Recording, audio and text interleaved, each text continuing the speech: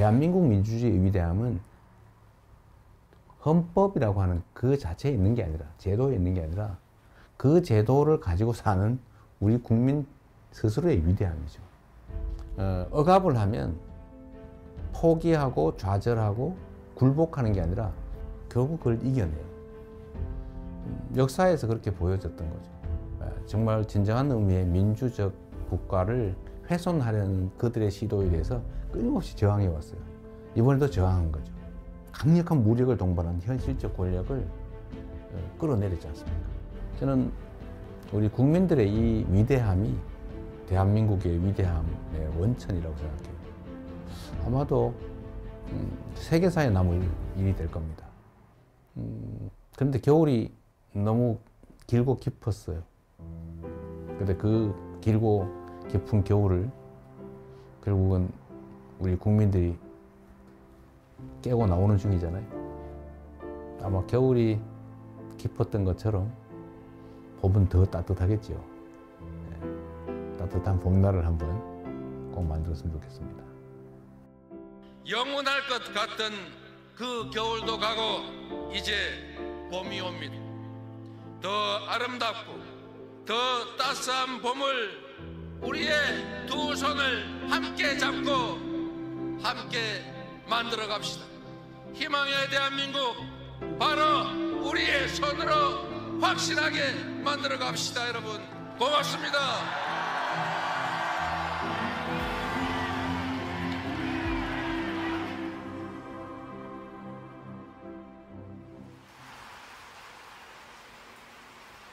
대립 갈등이 지금 아주 크죠. 그런데 그 원인은 뭐냐? 뭐 여러 가지가 있어요. 아주 근본적인 거는 경제적 이유입니다. 먹고 살기가 어려워져서 그래요. 세상 사는 게 힘들어서 그렇습니다. 그런데 왜 그러면 더 잘 살게 됐는데 왜 부족하게 됐냐? 편중됐기 때문이죠.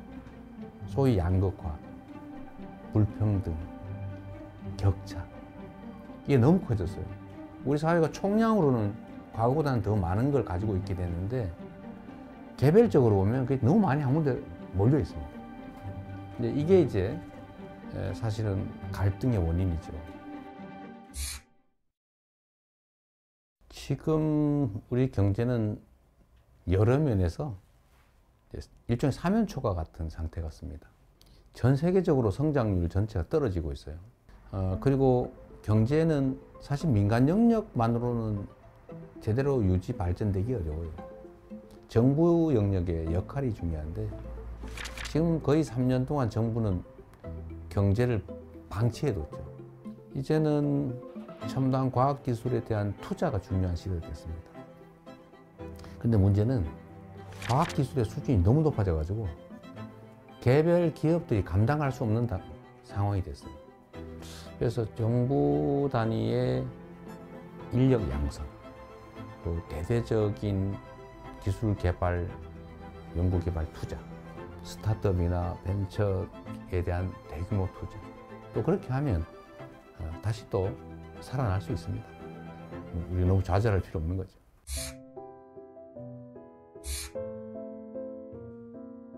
먹고 사는 문제가 가장 중요하다. 이거는 사실은 매우 기능적이고 물질적인 거예요. 고통스럽게 살지 않게 해줘야 한다. 잘 산다라고 하는 건 좀 달라요. 잘사니즘이라고 하면 좀 더 가치지향적이고 좀 정신적이고 고통 없는 삶을 넘어선 더 행복한 삶을 살 수 있는 세상을 만들자. 그런 거라고 봐주시면 되겠어요. 민생 살리는데 색깔이 무슨 의미입니까?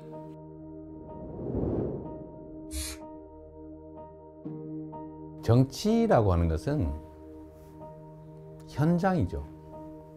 현장에서 국민들의 삶을 놓고 실제로 그 삶을 결정하는 거예요. 그게 빨간색이냐 파란색이냐 아니면 어떤 방법이 정책이 누구의 생각에서 시작된 것이냐 큰 특별한 의미가 없죠. 어떤 게 더 유용하고 어떤 게 더 필요하냐 이게 최고의 기준이 돼야 된다. 제가 정한 원칙이 있어요. 대개 공직자들의 태도를 보니까 중요하고 큰 일을 고민하느라고 작아 보이는 일들을 미뤄둬요. 그러니까 엄청나게 쌓여요. 공직자는 100만 명이 걸린 일이냐 100명이 걸린 일이냐 하면 이 10,000배로 중요한 일이라고 생각하지만 100명이 걸린 일조차도 그 100명은 목숨이 걸린 거예요. 그래서 모든 일이 다 중요하니 작고 쉽고 간단하게 보이는 일을 최대한 빨리 해치운다. 그것도 큰 일을 안 한 건 아니에요. 그건 그것대로 고심하고. 저는 제 업무 책상에 서류가 쌓여 있지 않아요. 안 쌓아놓습니다.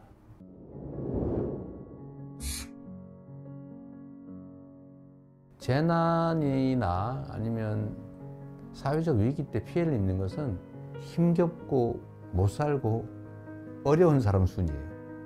사실 그 사회의 문화의 수준이랄까, 그 사회에 대한 평가는 약자들에 대해서 얼마나 많이 관심 갖고 지원하느냐에 달려 있어요. 생명 안전을 유지해야 그 다음 단계, 더 나은 삶, 행복한 삶을 꿈꿀 수 있어요. 그래서 국민의 생명과 안전을 지키는 것은 정부가, 국가가 해야 될 가장 중요한 일입니다. 뭐든지 문제를 생각해 보면 우리가 조금 더 신경을 썼더라면 막을 수 있었던 사고로 보여져요. 누가 얼마나 체계적으로 신속하게 대응하느냐에 따라서 피해는 매우 적을 수도 있어요.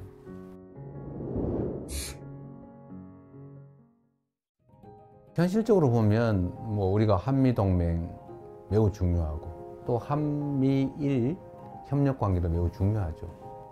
그 속에 일관되는 원칙은 대한민국의 국익이 최우선이다.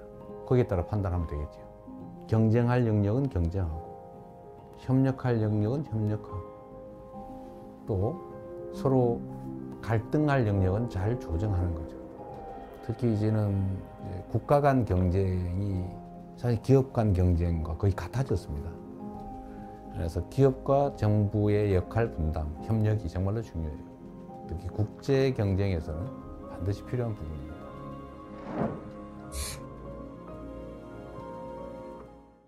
김구 선생이 정말 우리가 먹고 사는 것조차 해결하지 못하는 그 시대에 우리가 꿈꾸는 나라는 문화가 강한 나라다. 문화 강국 얘기를 하셨어요. 정말 저는 우리의 역량을 통찰한 정말 해안이었다.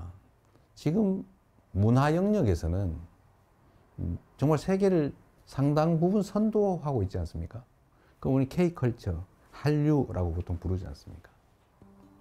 근데 여기에 더해서 이제는 K민주주의, 아마 이번 2번에 걸친 촛불혁명, 빛의 혁명을 통해서 무혈의 평화혁명으로 현실 권력을 끌어내리는 세계사에 없는 이런 일들이 민주주의의 이름으로 이루어졌지 않습니까?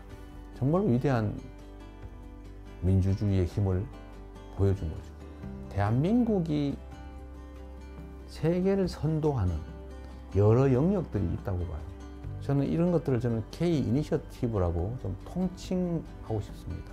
우리가 비록 규모는 적지만 소프트 파워 측면에서는 세계를 여러 영역에서 선도할 수 있겠다는 생각이 들어요. 그런 나라 한번 꼭 만들어 보고 싶어요.